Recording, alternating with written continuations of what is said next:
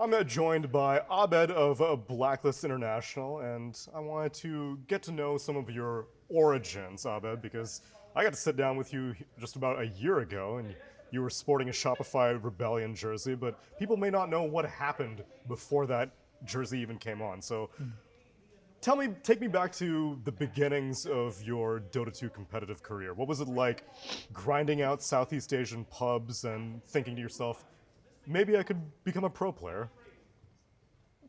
Uh, I started out playing just a lot of pubs basically, and then when I got into the top three, top one of the Southeast Asian leaderboards, I think that's when the teams started to notice me or looked at me.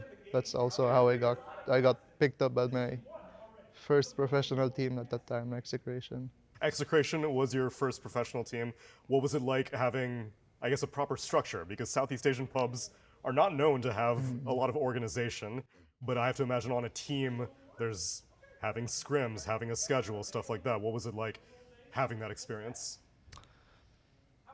Yeah, on that team, I would have basically we would have to scrim when I'm done with school. I would have to go to school, go to boot camp, and then go back home. So it was yeah, I could only play Dota for maybe 5 p.m. onwards until 4 in the morning. That was my schedule back then. So pretty rough then. It was Yeah. intense. But then you exported yourself out of Southeast Asia pretty quickly after that because you were on Onyx and then DC. What was the decision to finally move out of Southeast Asia? Not even finally move out of Southeast Asia, just move out of Southeast Asia so early on in your career. Yeah, Bulba invited me. Bulba's the main reason. And that's all it took. Bulba picks up the phone and you're like, I'm going. Yeah, that's what happened.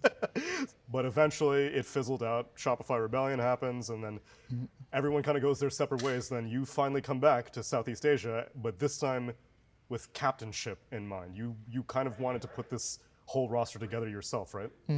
So the decision to finally stop being an agent, to be called in for all these things, you're like, I want to put something together now.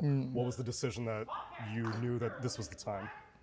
Yeah, after TI, which the last TI last year, Seattle TI 12. yeah, I talked to basically the Blacklist owner, Trike, and we kind of put this team together. And I've always wanted to play with these guys too on my team, so and the timings aligned for us, and now we're here.